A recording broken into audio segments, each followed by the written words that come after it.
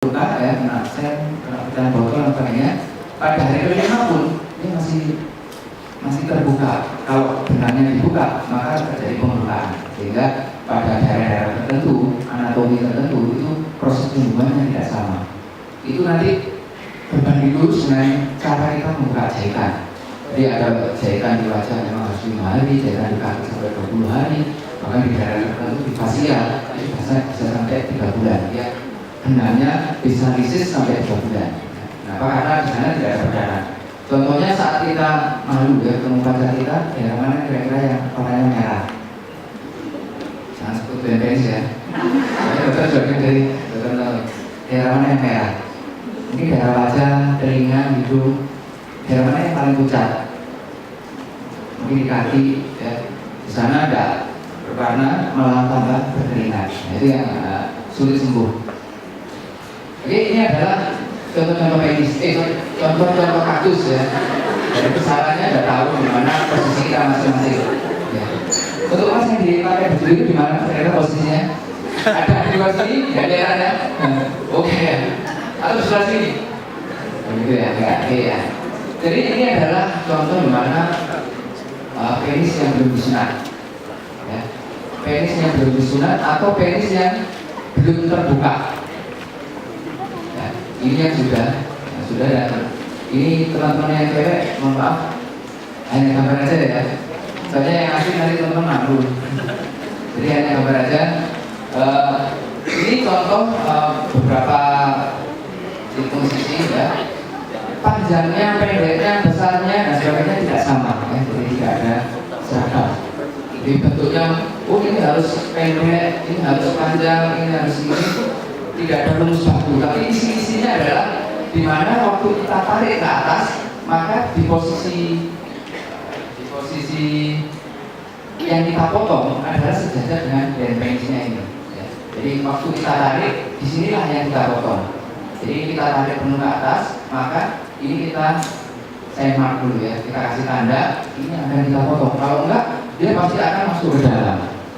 Nah seperti ini adalah ideal. Kenapa ideal? Karena posisi tepi dari ini tidak terlalu pendek ke sini. Ada banyak teman-teman kita ini terlalu pendek, akhirnya ini jadi maju. Akhirnya kesulitan untuk reaksi ya,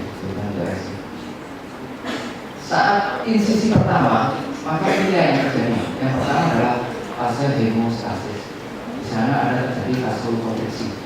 Saat insisi pertama, jam-jam pertama, menit-menit pertama terjadi vasokonstriksi. Yang kedua adalah cardiac respon, yang ketiga adalah biochemical respon. Pada jam inilah ini krusial. Ya. Kenapa krusial? Karena kalau tidak ada vasokonstriksi, darah keluar banyak, maka perlu dipertanyakan diri kita sendiri. Mungkin anestesi filter kita kurang baik, atau mungkin pasien punya penyakit tertentu yang tidak kita diagnosis atau kita analisis sejak awal. Maka sejak jam pertama ini atau menit pertama ini sudah jadi respon kita. Harusnya vasokonstriksi. Ya. Kalau breathing, maka jadi pertanyaan kita sejak saat itulah kita sudah mulai melakukan hal-hal yang di luar biasanya. Ya. Pada second stage ya itu ada tisu repair, saya rasa teman-teman sekalian sudah pahamnya tentang ini. Bahwa pada hari ketiga dan ini berbeda, tiap orang berbeda. Pada hari kedua sampai 24, bahkan pada fase maturasi. Jadi pada fase maturasi pada 6 bulan kemudian sejak sunat, tensi strainnya hanya kurang lebih 75. Apa itu tensi strain? Yaitu kekuatan organ. Jadi kalau orang dewasa disunat, dia melakukan aktivitas seksual misalnya, maka pasti terjadi iritasi. Kenapa? Karena tensi strainnya itu belum sempurna. Jadi kemampuan organnya sampai dia ereksi penuh tidak mampu meredam penuh, sehingga pasti terjadi iritasi pada itu sampai bulan ketiga ya, bulan ketiga penuh itu kurang lebih setahun. Itu makanya ada rule yang tidak tertulis bahwa orang tidak boleh melahirkan kurang lebih setahun setelah anak pertama lahir. Kenapa? Karena tensi strainnya masih belum baik. Jadi kalau bulan Mei lah melahirkan, bulan Mei kemudian sama melahirkan, maka ada spesies 3 bulan untuk tidak hamil. Maka terjadi kerusakan yang permanen. Biasanya ada stri-stri perutnya ya, bentuknya jelek gitu. Ya ini yang terjadi kenapa? Karena tensinya tidak baik. Jadi ini adalah paradigma tentang luka. Luka tadi ada dua, yaitu luka kronik dan akut. Kalau teman-teman sekalian tahu, sekarang paradigma baru adalah ditambah satu lagi, yaitu stabil kronik. Ya. Jadi stabil kronik adalah di mana kalau proses luka akut itu baik, maka dia sembuh mengikuti konsepnya tadi. Berapa konsepnya tadi? Ada satu ya, second stage dan first stage dan second stage. Jadi itu rule-nya. Kalau dia tidak sembuh pada sesuai dengan rule-nya, maka kemungkinan yang terjadi adalah dia ada inflamasi. Inflamasi bukan berarti infeksi ya, inflamasi. Mungkin ECM-nya menurun. Apa itu ECM? ECM adalah extracellular matrix. Jadi perlu diketahui setiap sel kita itu tidak saling berhimpitan dengan sel yang lain. Misalnya sel dermis gitu ya, dia tidak ketemu sel dermis dengan sel dermis lainnya, dia berada di rumahnya sendiri-sendiri. Kalau misalnya kotak itu seperti tatung, dia berada di rumahnya sendiri-sendiri. Jadi sel dermis akan tidak ketemu dengan sel sebelahnya. Ini namanya ECM ya.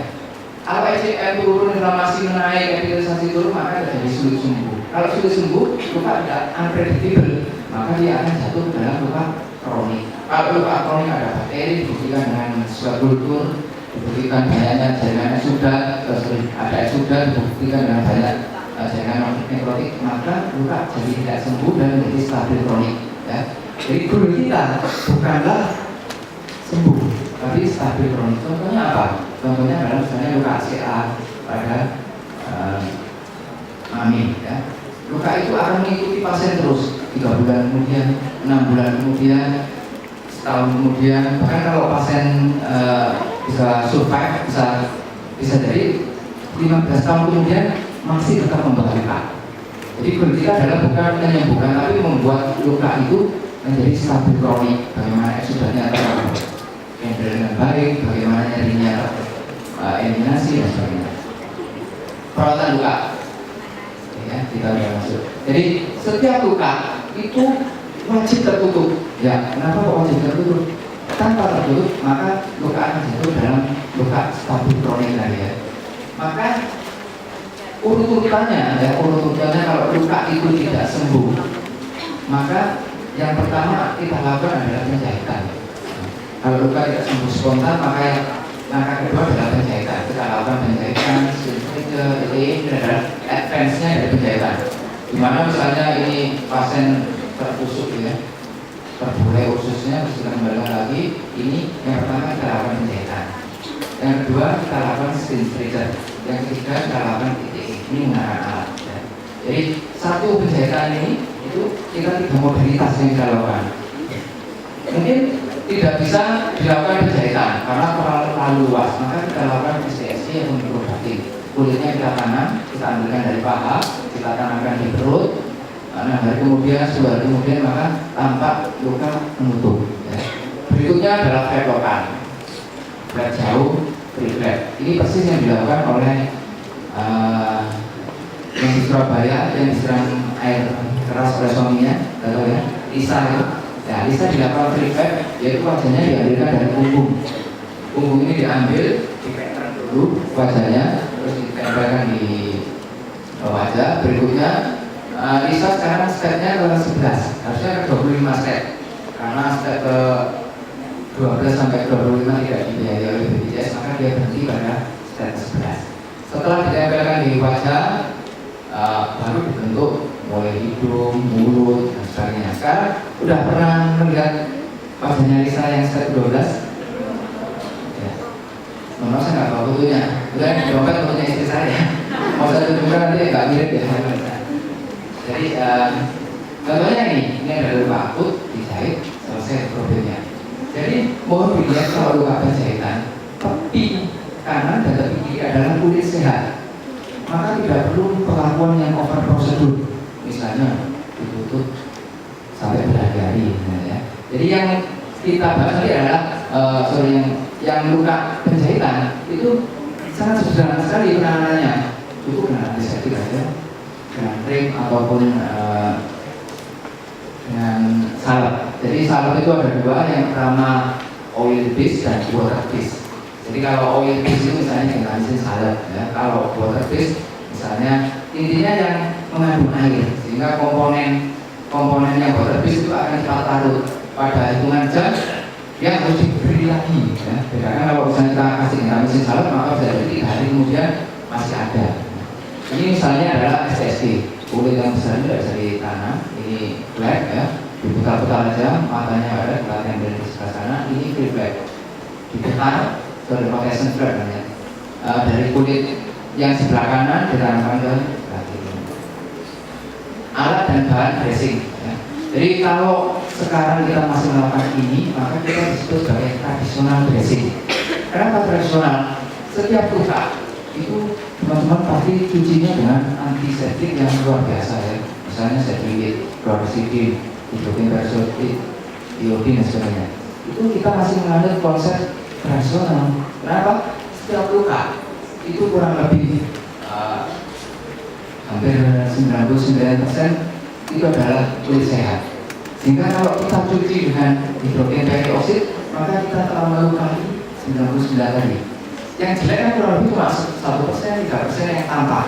Sehingga kalau kita cuci dengan antiseptik yang berarti misalnya dengan betadine gitu, ya, kita cuci, maka kita telah melukai luka yang lain. Contoh sederhana, kalau kita mencet abses atau odun gitu, ya, itu 99% akan keluar, tapi ada 1% yang masuk ke pembuluh darah. Itu kenapa orang yang dipencet pukulnya misalnya atau dipencet absesnya itu pasti besoknya atau nanti sorenya pasti menggigil, ya, demam. Itu karena ada 1%, cukup 1% yang masuk ke darah dan pasien akan menggigil. Kalau diberi antibiotik misalnya, itu juga cara-cara tradisional, ya. Yang paling baik adalah yang cuci salin, ya. Ini adalah perawatan modern di mana konsepnya, ya, alat-alat ini ada